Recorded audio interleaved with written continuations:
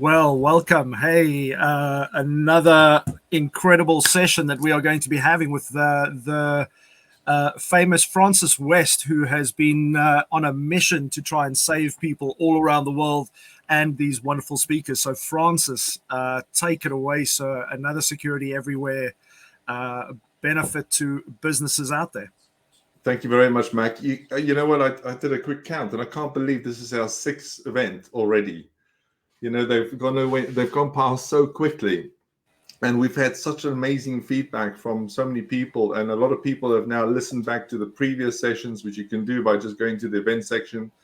But yeah, and we've had different people from panelists. So just a quick introduction. My name is Francis West. I'm the CEO of Security Everywhere.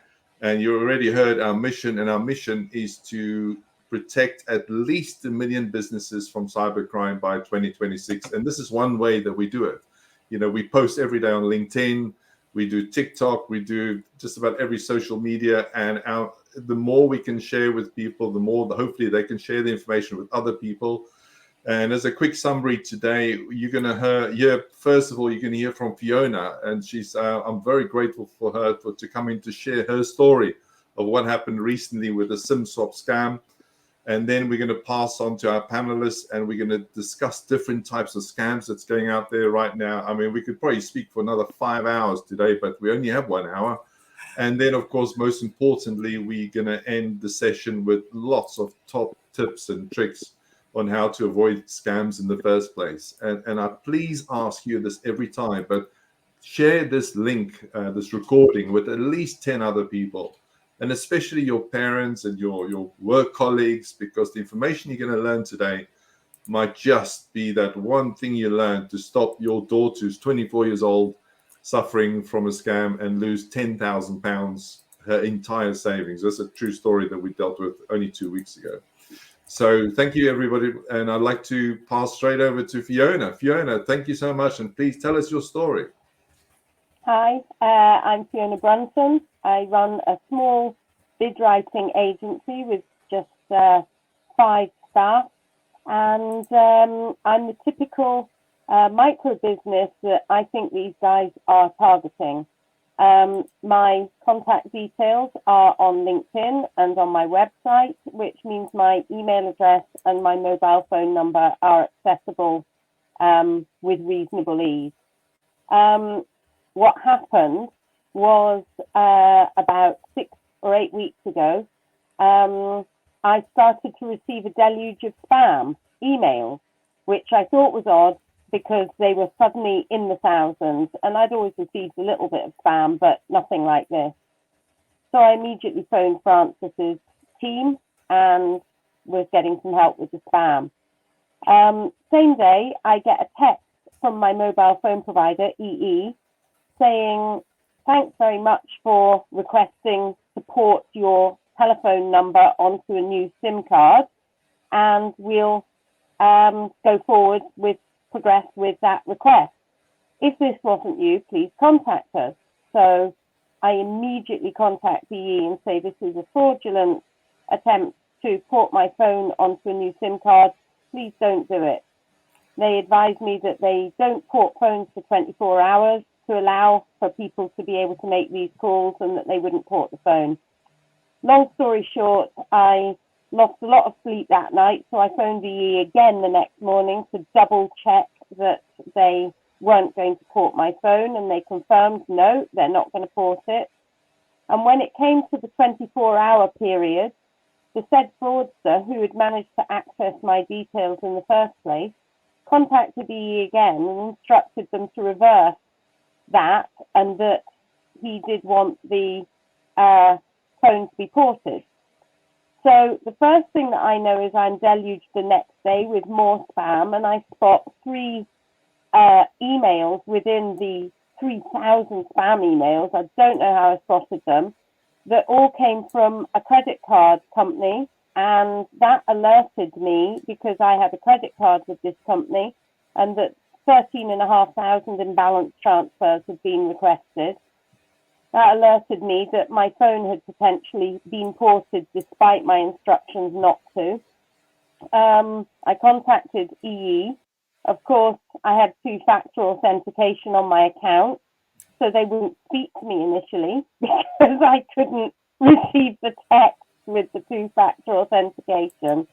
Don't ask. Anyway, managed to finally get them to block my phone. I then went on to check my banking app, and I couldn't access my personal banking app. And went into flat panic, contacted my bank. They blocked the online banking, and the fraudster was in my bank at the point that my banking was blocked. My bank advised me that the only reason that my bank account wasn't empty was because I'd been so quick in alerting them to what had happened, and that most people don't actually realize that their phone has been SIM swapped across, because all that happens is you're just not receiving texts and phone calls. Well, I don't receive texts and phone calls through, every 10 seconds throughout the day. So I didn't know, but my phone was in use by the fraudster for about an hour and 10 minutes.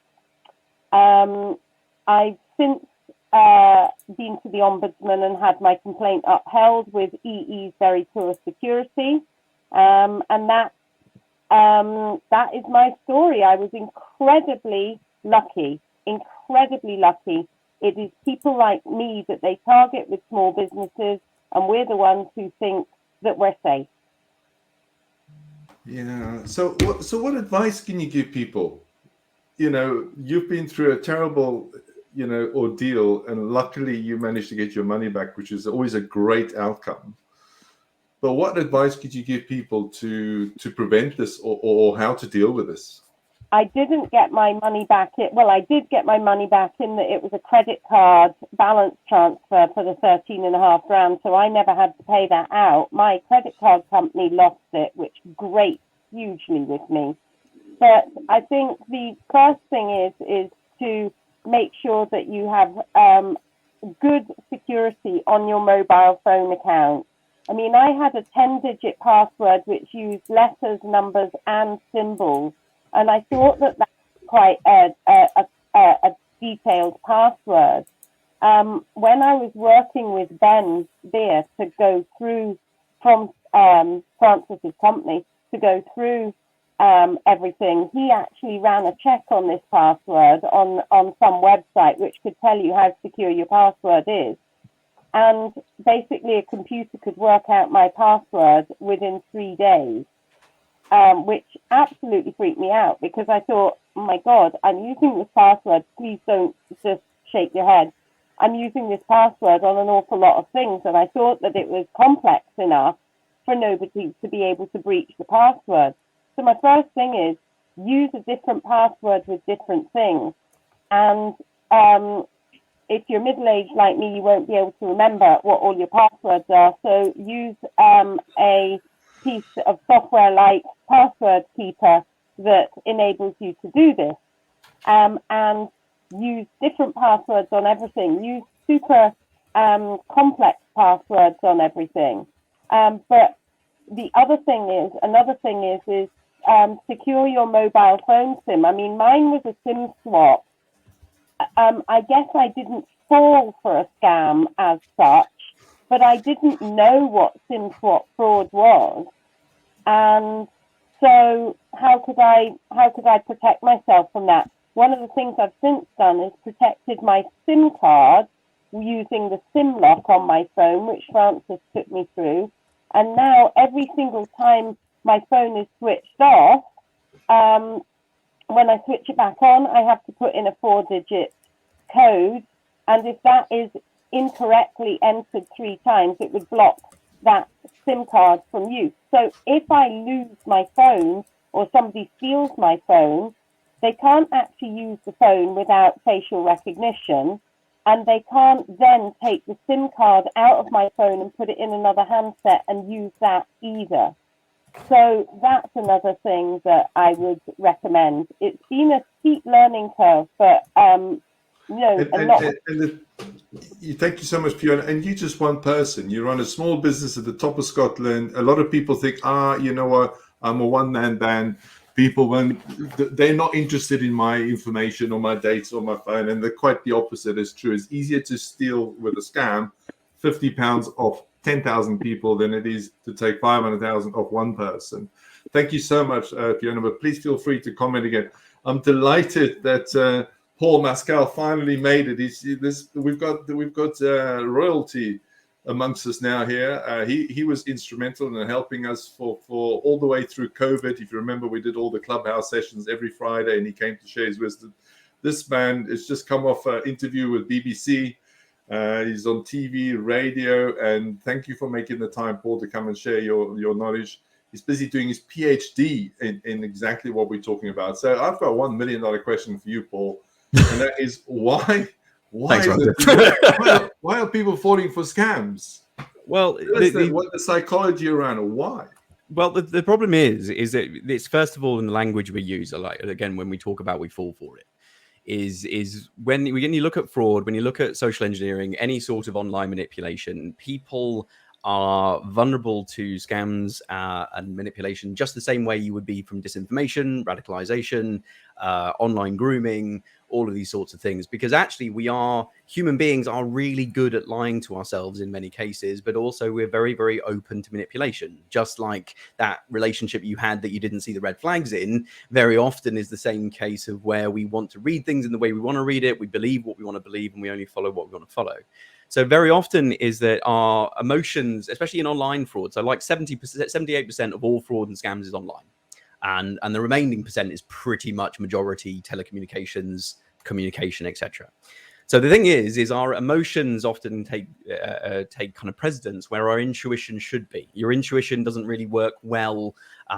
Very often the education is around trust your gut. Well, actually, that's terrible advice because you can't really trust your gut and instincts in these situations because that's the whole point, is that your emotions take over. So me as a criminal want to basically do that in the first instance.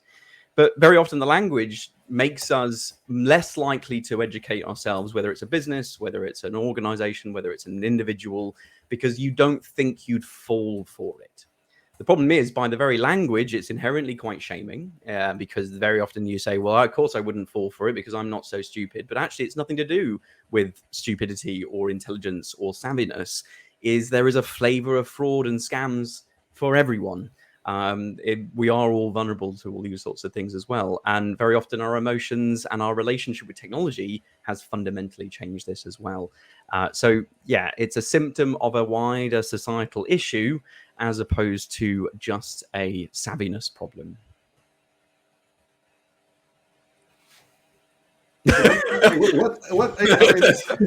I'm thinking about the long answer or the long question. In your experience, what age group of people suffer from scams the most? Depends on what scam you talk about. So again, there's a flavor of fraud for everyone. So this morning, we just did a press release with the Take 5 campaign around Gen Z. So 18 to 25-year-olds, they are 49% of them have all been targeted by an impersonation scam of some description. Wow. That's a high number. 52% have no issue about sharing their personal information. Now, if you think about it, no matter what age you are, in the last 20 years, thinking of how consumer behavior has changed, and you think about how conditioned we are to give away our data and information for, well, any product, any service, anything. The value we assign to our data and information, whether that be a business or your own personal information, has been degraded because of that. Then you put in the younger age group, and then you think of the changing relationship with technology. And actually, I have no intuitive backstop as to why I should give my information because it has no value to me. Yeah. And that's the same with anybody, even for older people. Again, there is a different type of scam, just like any of us are vulnerable to any sort of element of vulnerability. Purchase scams, impersonation scams for younger people, investment scams, romance scams for older people, middle one. Take your pick depending on what vulnerability and what belief you have. And again, everybody's susceptible to whatever. So it doesn't matter about age, nothing to do with it. No. Have you seen the latest Wilco scam? Yes. Oh, Yeah. it's mental. So all these fake websites are popping up where they're showing you can buy full set of like a lounge suite for £7, and people fall for it. I wonder how much money they're making, but it's madness. But again, coming back to your point, is that people like something for nothing. They like to get a bargain, and I think we dealt with the case only last week, which was really sad. This guy, one of the fires, what was it? One of the European countries was on fire, and they had to cancel the holiday. So the guy decided, listen, maybe I should take my kids to a local or just down in Cornwall to a camping site. He arrives at the camping site. The guy goes, nah, no booking here. So he went on a dodgy website, booked. So he had to turn around. But luckily, the camp owner said to him, listen, I feel so sorry for you, but all I can do is I can give you a 30% discount on our normal fees, which was nice.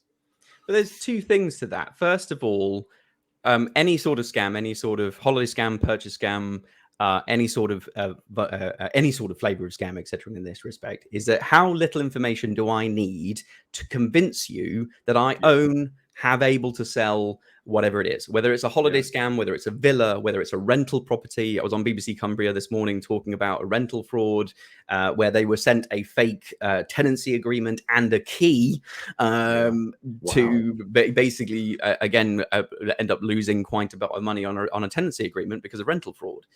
The thing is, I don't need that much information to do so. Now, that goes for any sort of scam because I just right-click and put the image across. Things like mum and dad scams. If your son or daughter's image was in the WhatsApp and they were in trouble, what emotion is going to take precedence? Yeah, it's paternal or maternal or whichever. But secondly, as well, is it's about understanding that this sort of situation is that your emotions take the brunt in any of these given situations. Because very often we talk about if it's too good to be true, then it is. What's too good? Is there a metric? Is there some sort of magical, well, that holiday looks too good, or that offer looks too good, or that product? What is too good? And that's the thing, is that there is no metric when we are engaging with something online, because in the cold light of day, we actually lose the empathy for people that are victimized in this sort of situation because they fell for it. You'd never say that you'd fall for that burglary or that assault or any other type of crime very often in that. And again, the self-shaming comes with that as well. Where did I read this the other day, that the amount of people that actually even report these, and we're going to come back to that later, the number's very low because people are so ashamed, of the fact that I'm a clever person, I'm a doctor, I'm a lawyer, and I still fell for this and lost, whatever, tens or hundreds of thousands of pounds. But just thank you so much for the information. I'd like to come back to you again in a short while. But Ben, you had a recent case with your mom, and you're in the game. How could your mom possibly fall for a scam? Hey Francis, and good afternoon, good morning, good evening to whoever else is watching there from wherever else in the world. How did she? Well, fortunately, she didn't, because obviously where I speak to her and keep her abreast of what I'm doing in my IT cyber crime fighting life. But again, it was as Fiona mentioned, it's having the details out there online, and I believe, Fiona, there's a picture of you on your website as well, and they deliberately target certain people of a certain demographic with and as Paul said, there's different flavors for different people. So in the case of my mum, she was made captain of the women's golf team, which meant her picture then went on the website along with her email address and her contact telephone numbers. So all of a sudden, the information has been scraped by probably by bots, but they recognised that from a photo she's in her senior years, that they've now got her email address and obviously her contact phone number. So what they did, it's a Gmail address, and they've tried to access the account from America, from the US, California. So the next day she gets a phone call, because obviously the landline and the mobile numbers are both on the website, because she organises the competitions, what have you, and various events. And she gets a phone call from somebody supposed to be from Microsoft, saying, "Oh, well, we can see that there's been an attack on your account." Now, where they try to access the Gmail account, it gives you a warning. Someone's tried to access your account from California. Is this you?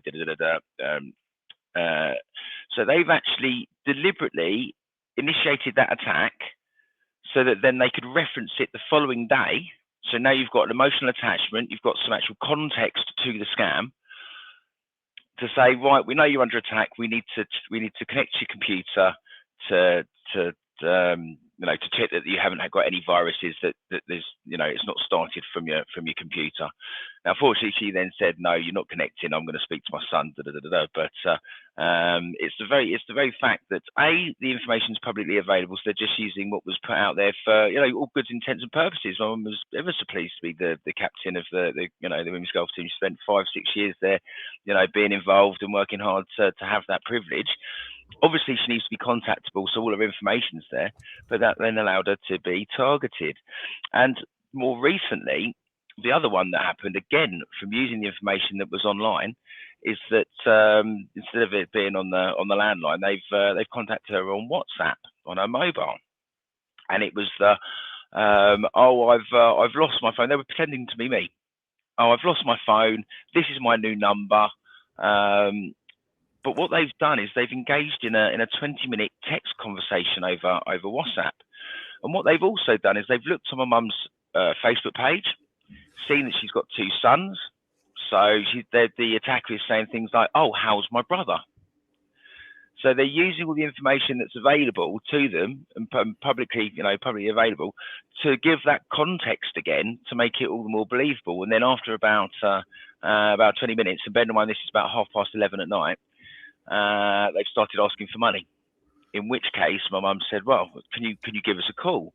"No, sorry, I can't call. I'm busy at the minute, but can you just send it? I need it for the morning." In which case, she then tried to ring the number for the WhatsApp, and it just came through as the old dial-up internet tone, the squeaky computer noise, because obviously they were sending it from a computer and not from an actual mobile device, so the phone number didn't work.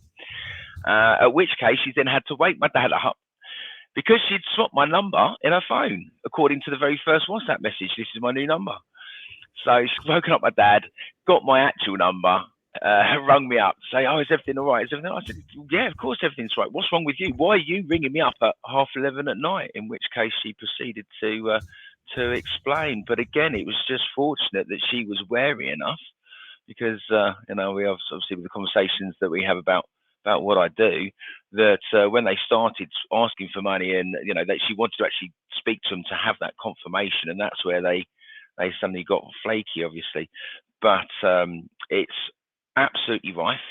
It's the fact that they can see from her photo online that she's in her senior years, and then they're using the information there against her to give that context. So therefore you've got the social engineering side of the scam, where they're using things and elements that my mum can relate to that then give authenticity to the scam.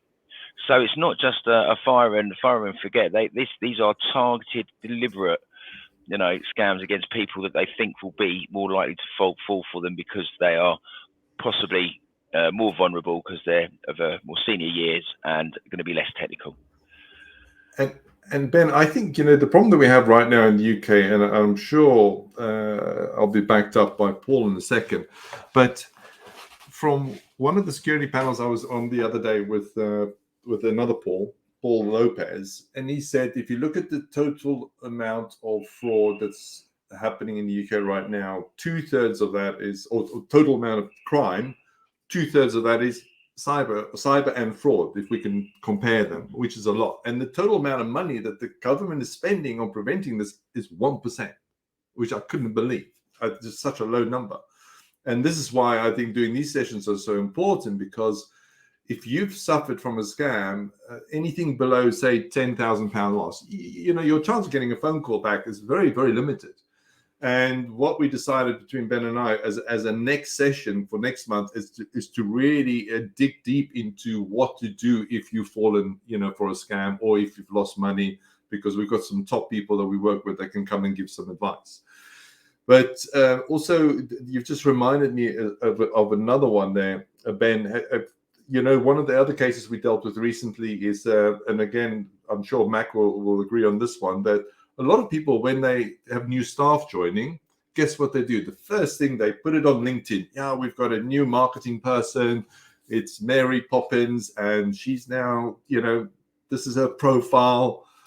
And then about a week later, what Mary gets an email from the boss saying, listen, Mary, we're doing a promotion. I need you to go and buy 10 50-pound vouchers from Argos. And off she goes. And she actually paid it with her own credit card because she was like new. She didn't want to let the boss down. And of course, she lost the money. But I don't know we still don't know if the boss is going to give her money back. But what I'm really glad to say, what I've heard now from multiple people, is that Argos is now actually checking people when they try and buy these, these gift cards, and they interrogating them to say, listen, are you sure who this is for? And I think that's, massive credit to Argos for doing that, and also some of the other big chains. So moving on to some more scams, because again, I'm watching the time here. Theo, we spoke earlier about, and I know Paul touched on banking scams, because again, you've heard Fiona's story today, but we dealt with multiple other banking scams. But could you elaborate on the ones that you've recently seen? I had a very specific, hello everyone, and thank you for tuning in. So it wasn't recent, but I did help a customer, and it actually wasn't in this country, it was in South Africa. And the scammer / hacker had gotten into her email account and was intercepting her communication with her bank around fund transfers, etc. She was a very elderly lady. She had very little funds left in her account for her retirement, or the rest of her retirement.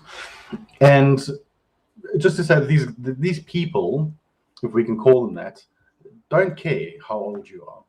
They don't care if you're rich, if you're poor. They're out for their own gain.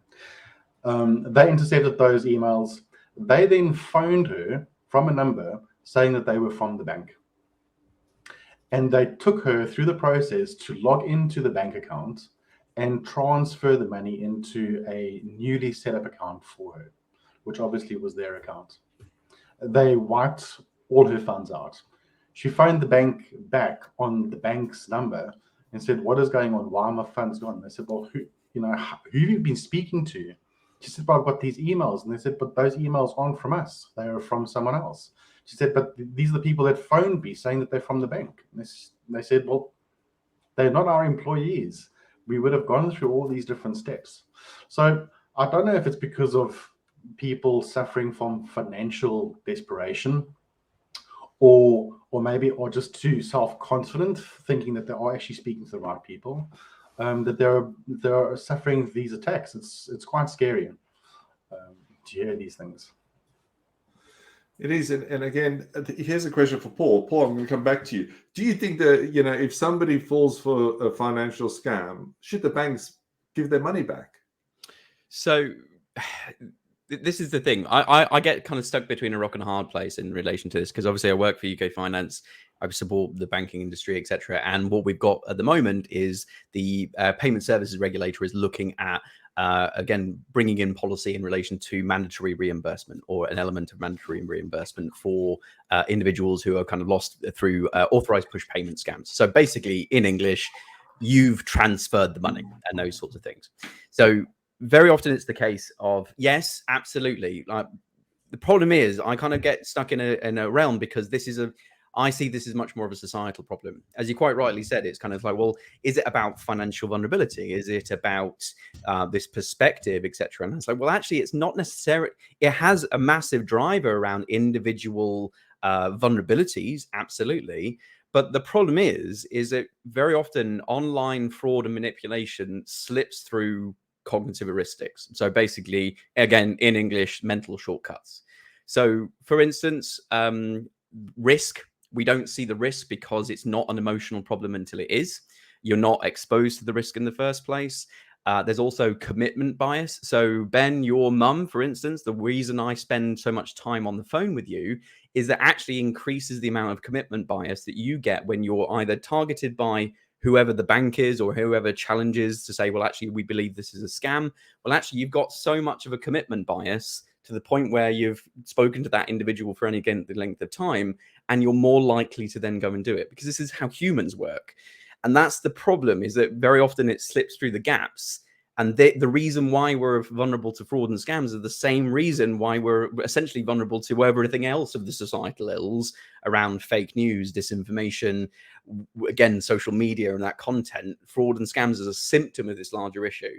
So personally, I don't think the banks, because the banks are the last to know in these given situations. Is there an accountability to the banks? Absolutely.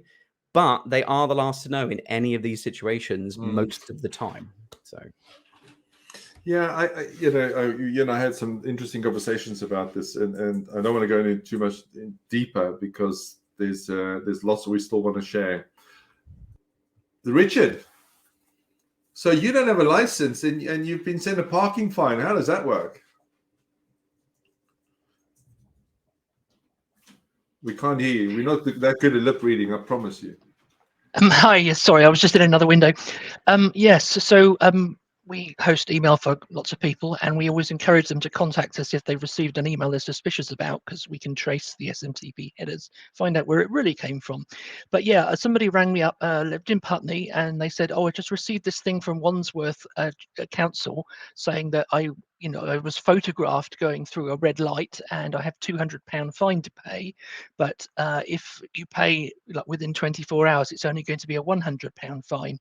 Now, if you looked at the picture that they sent her, it was incredibly blurred. You couldn't even tell what color the car was because it was a black and white photo.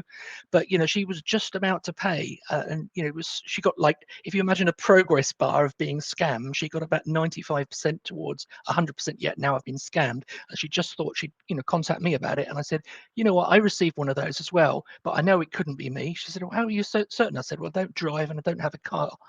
I don't have a driving license. So if I was you, I'd send me the email, which we then analysed, and we found that it didn't come from Wandsworth Council at all. It came from Vietnam. So whoops, no.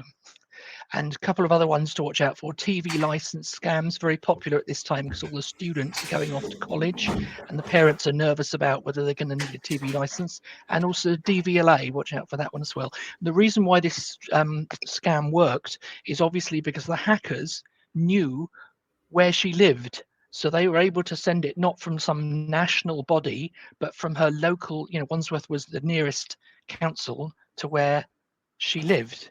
So she naturally assumed it must be legit because, it's not a national one. It wasn't from Tyne-and-Wear. It wasn't from Wales. It was from somewhere just around the corner. So out of interest, Richard, just to interrupt you, how were they able to use the Wandsworth email account? Scamming a fraud, setting a fake from address is incredibly easy. So I could take out a postcard and I could send it to your address and I could put on there from Joe Biden, the White House, and that's how easy it is. Now, there are various things that are being done online to try and make it harder to do that. For example, I don't want to get too technical, but SPF, DKIM, DMARC, and various other technologies. Big companies do this. We encourage small companies too. But the snag is all of these measures are trying to shut the door after the horse has bolted, because the short answer is anyone can put down anything at all as the from address. And, on a lot of receiving systems, it won't necessarily throw up any red flags at all. And this is one of the reasons why WhatsApp has got so little spam on it, because WhatsApp requires you to identify yourself with a SIM card. And whilst you can create dozens and dozens of fake email addresses, it's quite expensive to create dozens and dozens of fake SIM cards because, it's not as minimal cost. Hope that answers your question. I mean, I can go into more detail, but that's the gist of it.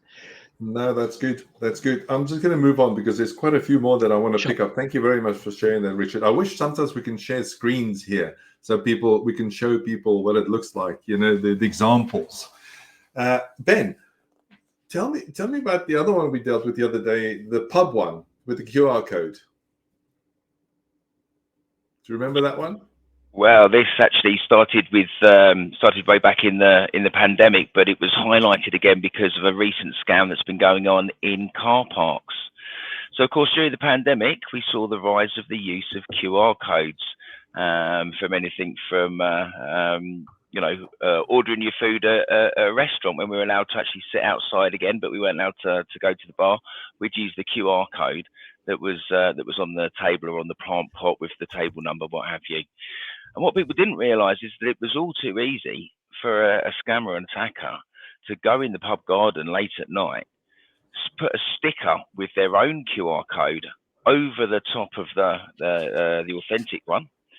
They'd cloned the actual website, and then they did it as a pass-through. So you think you're logging into the actual website, and what they're doing is they're stealing your credentials and then passing you through to the actual website where you can carry on with your order without knowing.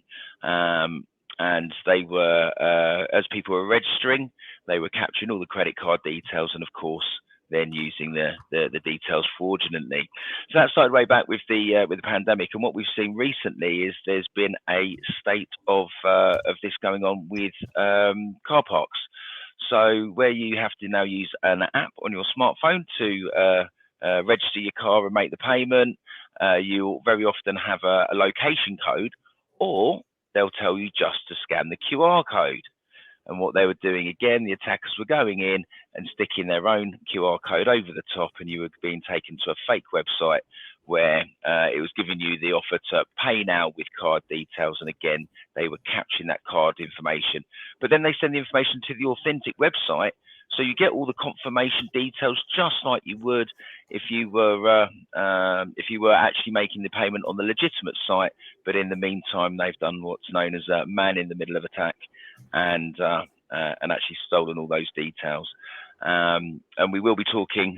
We are coming towards the end now, but when we do the takeaways at the end, we will be talking about Sophos Intercept X, which is a free download you can get from the App Store or from the Google Play Store, and it's an antivirus for your phone, so it will stop anything malicious being downloaded. But one of its cool features is that it has a QR code scanner. And when you use that to scan the QR code, not the one that's built into your phone, it will go away and it will check the link first before it lets you, before it redirects you to the resource. So it's a great way to avoid being scammed by these these attackers using the QR codes, and that's to actually use the QR code scanner in Sophos Intercept X. Yeah, that's good. That's, I mean, there's a tool that we're using for so many different reasons, but it's the other one I saw the other day, and we actually, I did a post on LinkedIn about it, where a great tip, if you want to make sure that the QR code is not just a sticker, is just run your nail over the edge of the sticker, because if it's been stuck on top, it will stop. So you know that this is a dodgy QR code sitting on top. So please be careful when you scan QR codes. But as we, Mac, you haven't had a chance to talk yet, and it's thanks to Mac that we're all sitting here, because if it wasn't for him, we would never be doing these sessions. You're a LinkedIn man, and LinkedIn is under attack right now. Gee, it was like we've never seen. I don't know if you saw my post today on LinkedIn. Tell us about the scams that you're seeing within, this is your environment. Oh, he's been scammed out of the camera. I clicked on camera instead of mute. So, the scams and a lot of this comes down to what's already been shared with regards to the information that we put out there. One of the things that Fiona mentioned earlier as well about the fact that people have the same password for everything, whether it be their LinkedIn and everything else. And the one of the big ones is the two-factor authentication. And thanks to Francis, whenever I'm doing some form of a live somewhere and I say, I've just got to go onto this site, it takes me so much longer to get in. But it's because of those two-factor authentication settings, just to make sure that you are protecting your LinkedIn profile. And, some of the scams that are coming out there right now is, as we go into financial difficulty in different areas, that emotional, tug for finding the right job, or finding an opportunity, or even finding, jobs that can pay you, quick cash, work from home, be flexible, and they literally pull at all those emotional strings, the financial difficulty, the flexibility around children, all those kind of easy things. And then you click on it, and LinkedIn do warn you, because when you click on a link now, it says it's taking you away from LinkedIn. But again, it's that emotional attachment that people look at and go, well, it's worth clicking on it because I might be able to make extra money. And there are a lot of scams within groups now where people are saying, hey, we've just come across this company that are busy recruiting. Please click on this link, and it takes you to a WhatsApp, so it looks like it's you now talking to the person. But even that WhatsApp link is firstly going through a dodgy link where it gives you access to your computer or to your phone, and you don't even realize it. So people are becoming again, it comes down to that emotional factor of they can see what you're posting about and what you're talking about. So be conscious of what you're sharing. The famous one is that holiday one. Look at me, I'm getting on an airplane. Look at me, I'm just sitting on the beach. And it's using those things. I always say to people, if you're going on holiday, great, post about it when you get back. Because it's just such a simple thing to you're letting the world know what you're susceptible to and how to scam you. So try and make it harder for them. So what are your top tips for spotting a fake LinkedIn profile? So there's several things now. One of the things that I'm noticing is the image tends to not be necessarily professional, and it tends to be very kind of Instagrammy, if that makes sense, with regards to some of the images. And then when you click on the profile, you'll find they've got no recommendations, no skills. Even some of them actually go to a little bit of effort and they actually have recommendations, but if you click on the recommendations, they're actually fake too. So just go and have a look at, are they posting, is their content, is the account older than have they been active for more than 2 or 3 months? Because typically you get like 2 or 3 months, you see they've posted about something, they've reshared somebody else's post, and it's very generic stuff. But then one of the other things I've noticed as well is, and we spotted one of these with a client recently, is where the company, because we're now able to work remote, but it says the company address is in the US, they live in Canada, but the things that they're talking about are from another country altogether. So when you look at those things, just go and have a look at, unfortunately, LinkedIn took away locations for about 2 weeks. I don't know if anybody noticed that recently, and a lot of us got in to complain about that because we were like, what are you doing? So that's back on now. But yeah, check out locations, check out skills, check out recommendations, check their about section, and then any other history. If the accounts are younger than or less than 3 months, beware, because there are a lot of weird scammers out there. Well, you're going to be the best person to answer that question. Now, I'll tell you another quick story. So my sister, based in South Africa, phones me at 6:30 a.m. last Saturday morning. Now, for once, I was asleep. And she's kind of lost the track of time because they're only 1 hour ahead instead of 2 normally this time of the year. And she phoned me up and says, Franz, I need you to check something for me. I'm like, I'm waking up here. What's your problem?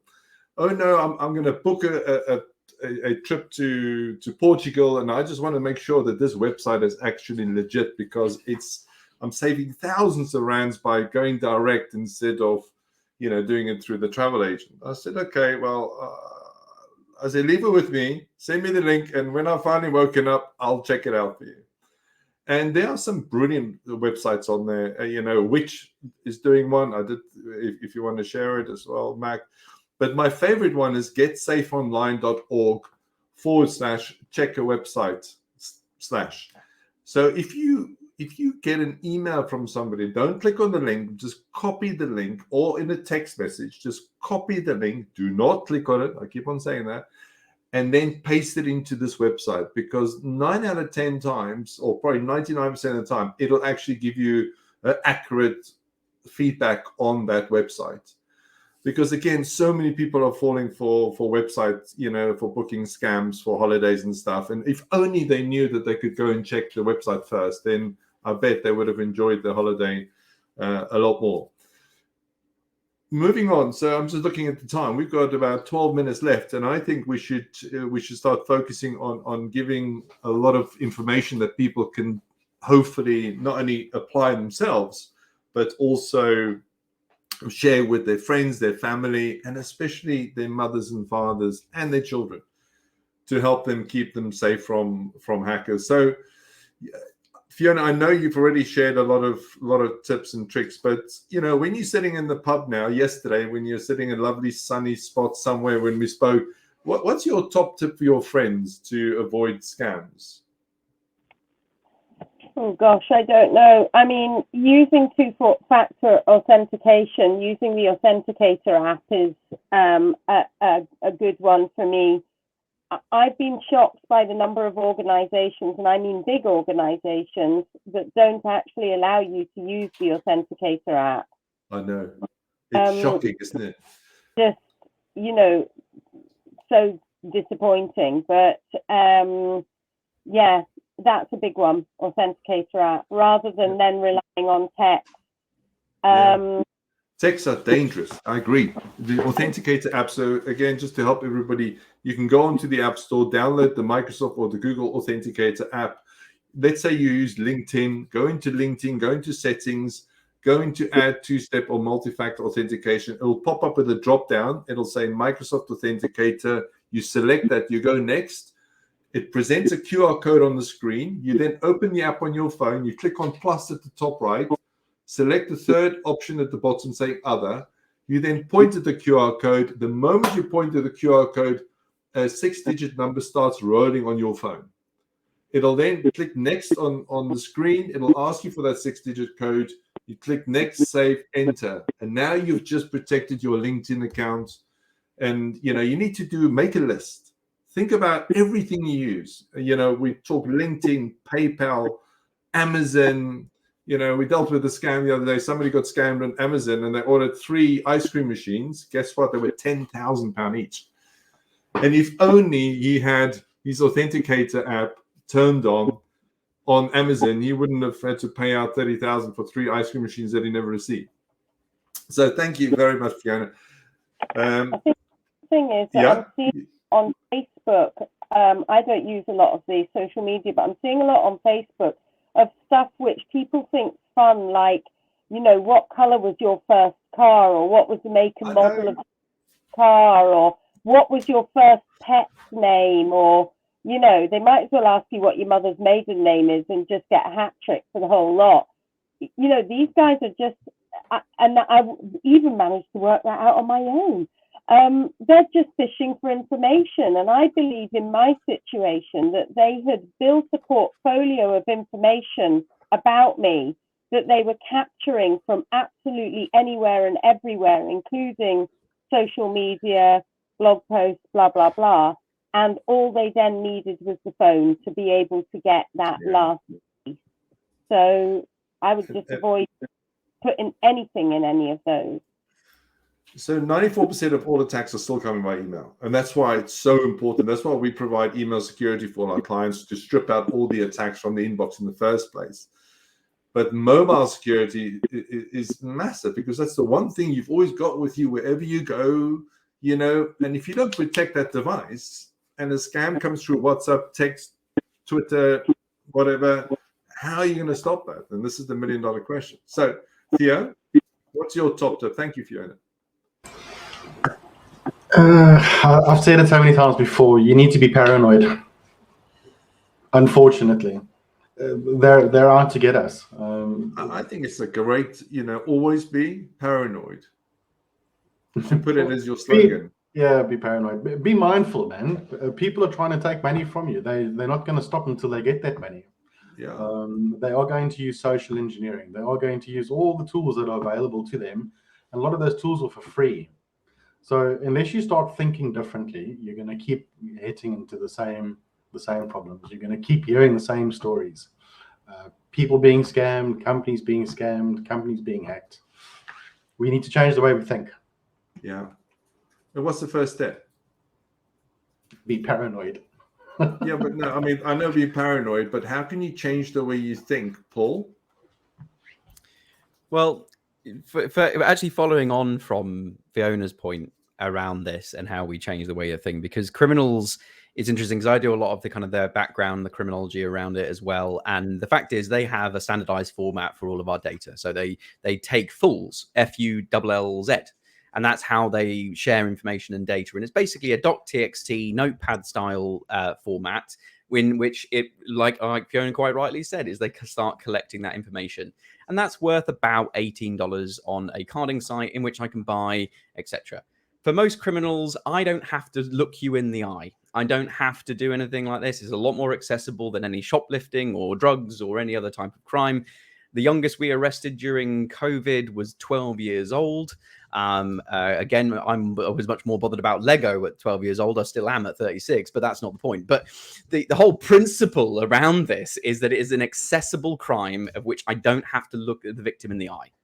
Now, the problem is with this is that I can give you all of the education in the world in what to do to prevent yourself, but I can't make you any less emotional in the moment. And that's why does a car salesman not want you to leave the showroom before you've signed on the dotted line?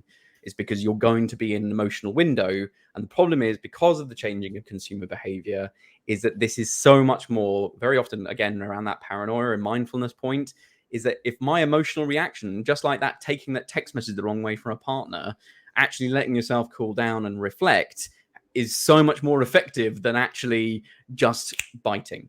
The problem is criminals can make you pay money, click on a link, do something within that finite emotional window, whether it's a positive emotion or a negative one. And my learning from what you just said there is nothing is urgent. The only thing that's urgent is if you're standing right next to a friend, a colleague, a family member, and they're busy suffering a heart attack, then you've got to phone 999. That's the only thing in life that's urgent, as far as I'm concerned. Everything else can wait.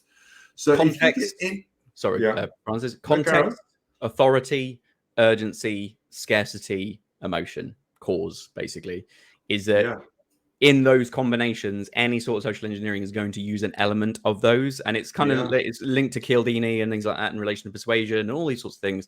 But very often it's the emotional side, because especially with our digital habits and our relationship with technology and social media and content, is that our emotions just like taking that email the wrong way from a colleague, your emotions are where your intuition should be.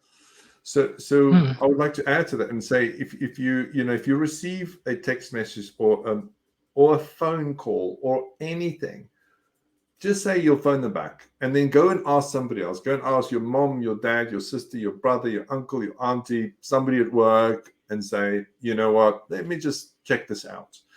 So for me, that's probably the best thing that you can ever do to avoid any type of scam.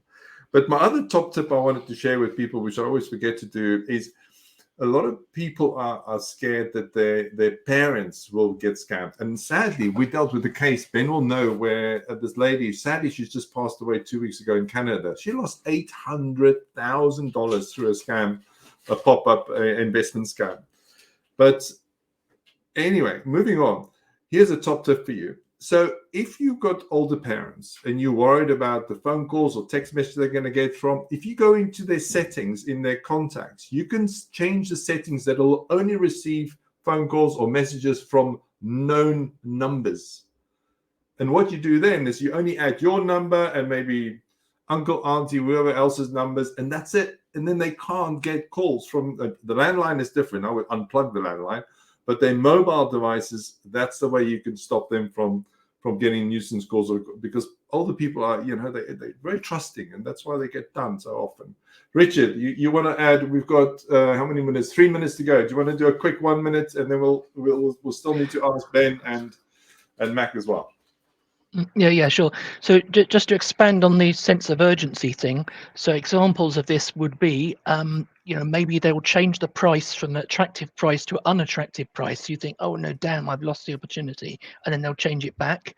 Or they might have a thing saying only one left in stock, or they might have a thing, saying that, this wonderful seat that and when you go to book on it, it doesn't work, and then 30 seconds later it does work again. So you think, oh my gosh, I better book this now before somebody else nabs the seat.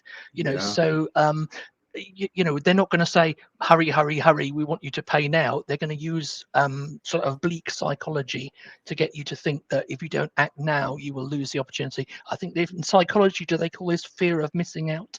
FOMO. Yeah. And that's Yeah. he's smiling, he recognizes that term. So yes, beware of FOMO. Thank you, Richard. I saw we just had a quick message there from Sally Collins asking, can you set up two-factor authentication on Facebook? Absolutely, you can, and with the same method that I described earlier to do your LinkedIn. And I would go as far as telling you this: do not use any social media account ever unless you've got two-factor or multi-factor authentication turned on. Unless you like getting scammed or hacked, please do it today before you go to bed. Ben? Sorry, yeah, if I can just jump in there, because that's the one about Sally Collins, the questions were slightly out of context there. So Sally was saying that she's received an email from Facebook saying requests had been made to change my password, gave her a 6-digit code to use and said, click the link to let us, if it was not you, click the link to let us know. Should I click on the link? No, definitely not. Dangerous. Access your Facebook page directly as you normally would, log in as you normally would. And if you're concerned that your password has been compromised, change it to something nice and long, and of course make sure you've got your multi-factor turned on and set up. We also had a very, very good point. We're telling everybody to start typing their passwords into websites to check if they're long enough to be and they're not going to be cracked. Someone said, is this dangerous putting in my password? Well, the idea is that you don't actually put your password in there, change a few letters and characters.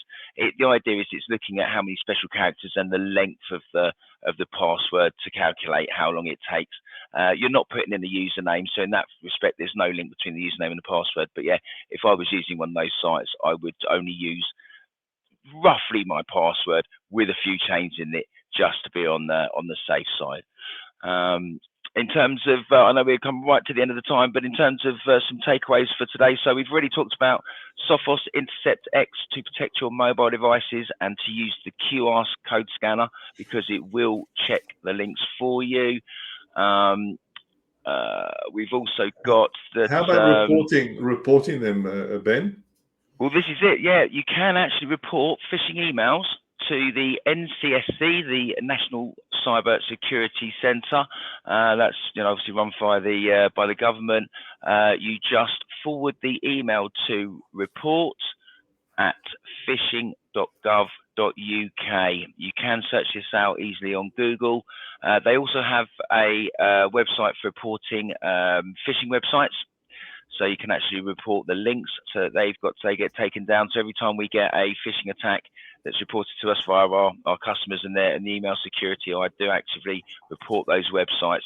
And normally within a day, maybe two, they're taken down. So there are resources out there now to help us to start fight back.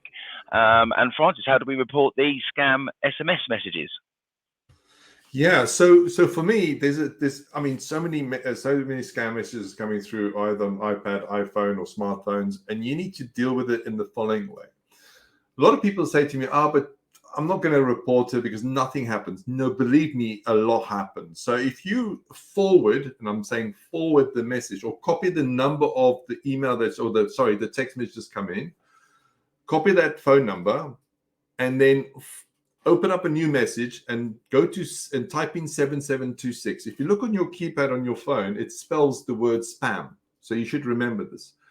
So then you forward that number to 7726, and immediately that goes in the database. The other good one is who called me. Great to check who phoned you to see if other people have already been scammed by this number. But then once you've done the report, your next thing is to block the number because you don't want to receive that message again. And the third step is to delete the message. Whatever you do, do not forward the message to somebody else.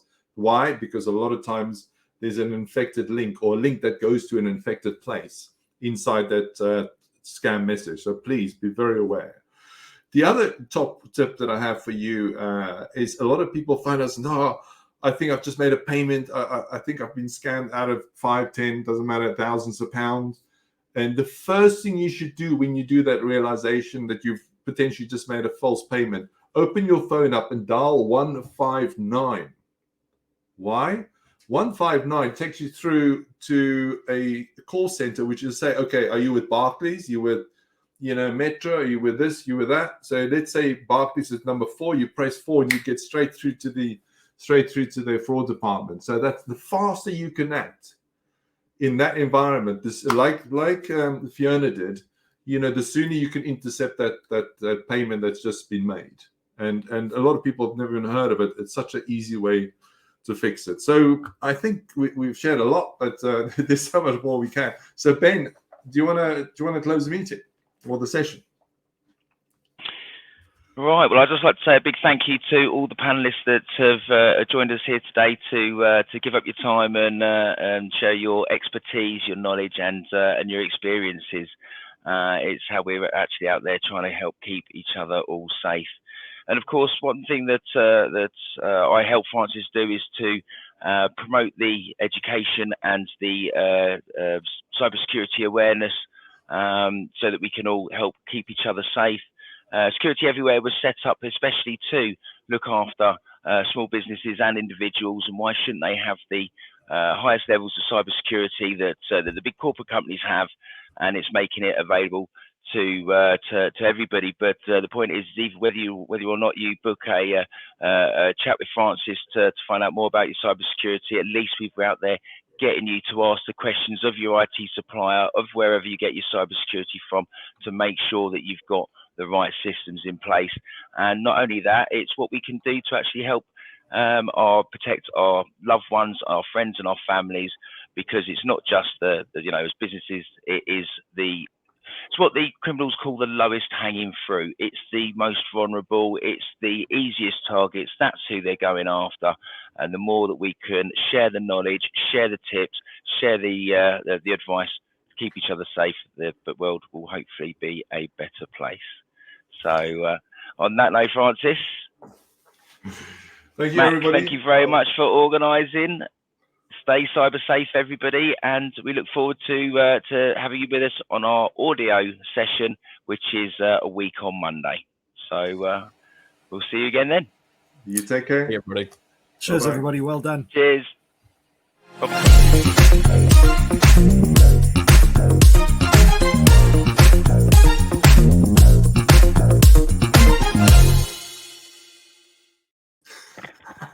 Did you like that?